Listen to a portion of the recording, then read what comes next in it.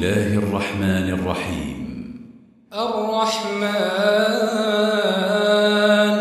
علم القرآن خلق الإنسان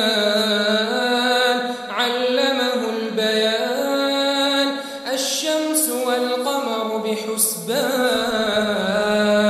والنجم والشجر يسجدان والسماء رفعها ووضع الميزان ألا تطغوا في الميزان وأقيموا الوزن بالقسط ولا تخسروا الميزان والأرض وضعها للأنام فيها فاكهة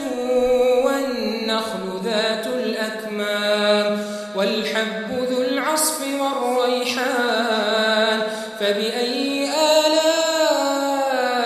ربكما تكذبان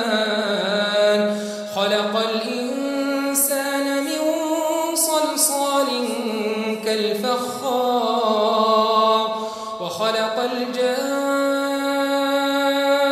الجان من مارج من نار فبأي